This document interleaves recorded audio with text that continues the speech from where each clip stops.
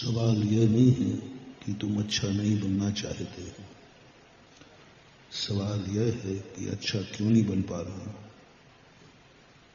सवाल यह नहीं है कि तुम धनी नहीं बनना चाहते, सवाल यह है कि धनवान क्यों नहीं बनना चाहते।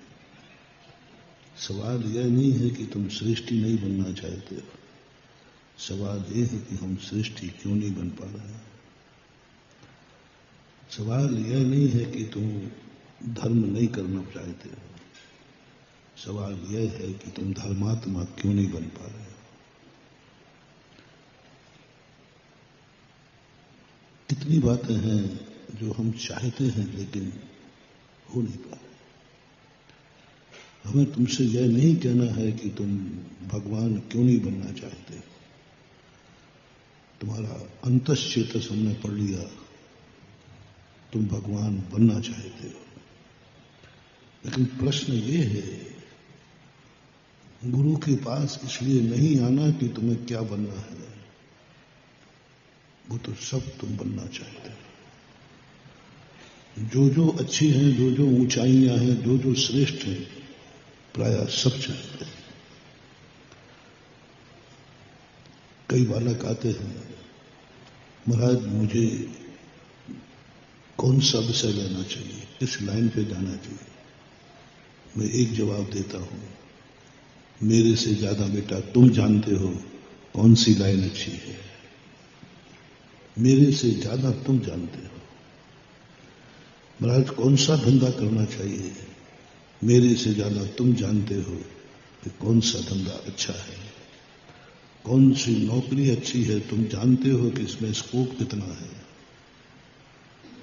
तुम सब जानते हो, यहां तक कि जो मैं नहीं जानता वो तुम जानते हो। मैं नहीं जानता था, उतनी इच्छाएं मेरी नहीं है जितनी तुम्हारी इच्छाएं हैं।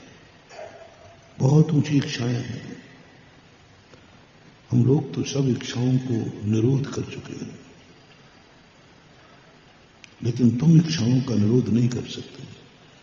और तुम्हारी बुरी इच्छाओं की चर्चा नहीं कर रहा हूं, अच्छी इच्छाओं की चर्चा कर रहा हूं। वो सब तुम्हारे अंदर इच्छा है जो मैं चाहता हूं, जो धर्म चाहता है, जो गार्जियन चाहते हैं, वो सब तुम चाहते हो। गुरु की खोज इसलिए करना कि हम सब कुछ अच्छा चाहते हैं, लेकिन अच्छे क्यों नहीं बन पा रहे। अच्छा होता क्यों नहीं, क्यों नहीं। तुम मन को अच्छा चाहते हो, मेरा मन अच्छा सोचे, लेकिन ये बुरा सोच लेता है। ऐसी गंदी बातें सोचता है जो हमने कल्पना भी नहीं की। बोलो तुम्हारा मन अच्छा सोचे या बुरा, फिर बुरा क्यों आ जाता है। मन तुम्हारा है, तुम्हारे काबू में नहीं। क्या दुनिया को तुम काबू करोगे, क्या दुनिया को तुम अनुकूल बनाओगे। लोग कहते महाराज जी मेरा पड़ोसी अनुकूल नहीं है, मेरा परिवार अनुकूल नहीं है, मेरा कोई अनुकूल नहीं है, यहां तक कि आप भी मेरे अनुकूल नहीं है। आजकल भगवान भी नाराज चल रहा है, वो भी अनुकूल नहीं है। सब मेरे प्रतिकूल है, मतलब कोई साथ नहीं दे रहा महाराज, कोई मेरी चिंता नहीं पड़ी, कुछ नहीं है, कोई मेरे संबंध में सोच ही नहीं रहा। चलो इन सबको, ये सब पढ़ाए हैं, इनको अनुकूल मैं तुम्हारी जिम्मेदारी लेता हूं। संसार में जो जो तुम्हारे प्रतिकूल हो, उस सबको मैं अनुकूल बनाने का प्रयास करूंगा। किस्मत प्रतिकूल हो तो मैं किस्मत को अनुकूल बना दूंगा। परिवार में कोई व्यक्ति प्रतिकूल हो तो अनुकूल बना दूंगा। पड़ोसी हो तो जो जो तुम्हारे जीवन में प्रतिकूल है, उन सबकी जिम्मेदारी हमें छोड़ दो। बस तुम्हें एक काम दे रहा हूं, जो तुम्हारा है, जो तुम्हारा सगा है, उसको तुम अपने अनुकूल बना लो।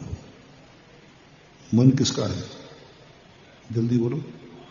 सगा है कि कजन है, इसको अनुकूल बना दो। बस उसमें मैं नहीं कर पाऊंगा, आई एम सॉरी। पड़ोसी को मैं अनुकूल बना दूंगा, किस्मत को भी अनुकूल बना दूंगा। किस्मत पलटते हैं, साधु हमेशा किस्मत को पलटता है। साधु वही है जो अपनी किस्मत और अपने भक्तों की किस्मत पलट देता है, उसी का नाम गुरु है। गुरु कोई साधारण हस्ती नहीं है, भगवान कोई साधारण हस्ती नहीं है। ऐसे ही नहीं हम भगवान के पीछे घूमते हैं, ऐसे ही नहीं हम भगवान के लिए दर्शन करने जाते, पूजा करने जाते, मंदिर बनाते, ऐसे ही नहीं है महानुभाव। हमारे भगवान में उन्होंने स्वयं की किस्मत पलटी और जो उनकी शरण में जाता है उनकी भी किस्मत पलट देते हैं। पूज्य वीर सेन स्वामी महाराज श्री धवला जी ने देव दर्शन का बड़ा चमत्कार लिखा। तपस्या से भी ज्यादा, मुनि से भी ज्यादा जिनेंद्र भगवान की ऐसी किस्मत किसी ने बुरा कर्म बांध लिया था जो कभी नहीं कट सकता, वो तो फल देगा। ऐसा अशुभ कर्म जिसे निधत्त निकाचित बोलते हैं, बांध लिया। कोई नहीं, मुनि बन जाओ, तपस्या करो, कुछ भी करो, कर्म तुम्हें सजा दे के रहेगा।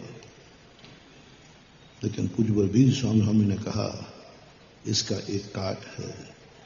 जिन बिंब दर्शन ने निधत्त निकाचित कम अक्षय दंशना दो। जिनेंद्र भगवान के दर्शन में इतनी ताकत है कि अकाट किस्मत को भी पलट करके पुण्य में बना देते। खय दंशना दो, गजब। ऐसे नहीं हम भगवान के पीछे घूमते रहते हैं, ऐसे नहीं अपन जाते हैं। किस्मत को पलटने की ताकत भगवान में होती है। किस्मत को लोग कहते ना, भाई किस्मत का लेख कोई मिटा नहीं सकता, भगवान मिटा सकता। गुरु को कम मत समझना। हमारे यहां देव शास्त्र गुरु दोनों बराबर है, तीनों। गुरु वो हस्ती है महानुभाव, किस्मत की वकीलों को मिटा देता है, पलट देता है। जेल से सजा भूलने के बाद भी जमानत दिला देता है। गुरु वो राष्ट्रपति है जो सुप्रीम कोर्ट के द्वारा दी हुई सजा को भी बरी करा सकता है। कोई साधारण अधिकार नहीं है गुरु के पास। सुप्रीम कोर्ट से सजा घोषित हो सकी है, मौत, फांसी, लेकिन राष्ट्रपति याचिका, राष्ट्रपति को वो पावर है सुप्रीम कोर्ट के निर्णय को भी बदल सकता है। गुरु इतनी बड़ी हस्ती है जिसकी सजा भूल चुकी है, कह दिया कुछ नहीं, अब इसको कोई भी माफ नहीं कर सकता, लेकिन गुरु के पास वो ताकत है कि वो किस्मत की रकीनें अपने भक्त की बदल सकता है। निधत्त ने काकिर कर,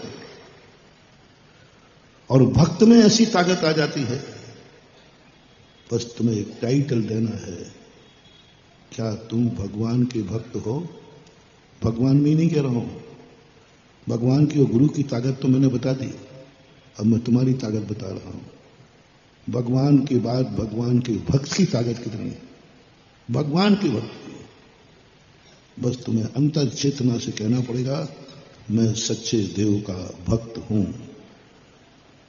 कोई मुझे डिगा नहीं सकता, कोई मुझे हिला नहीं सकता, सारी दुनिया उलट पलट जाए, मेरा देव जिनेंद्र देव था, है और अब इसमें परिवर्तन नहीं होता, कभी नहीं होगा। एक शर्त, बहुत बड़ा अधिकार दे रहा हूं, भगवान के समान तुम्हारा अधिकार, राष्ट्रपति के बराबर तुम्हारा अधिकार, गुरु के बराबर गुरु भक्त का चमत्कार। जो चमत्कार भगवान में है वही चमत्कार को कन्वर्ट कर रहा हूं भक्त के लिए। जो चमत्कार गुरु में है वही चमत्कार कन्वर्ट कर रहा हूं शिष्य के लिए।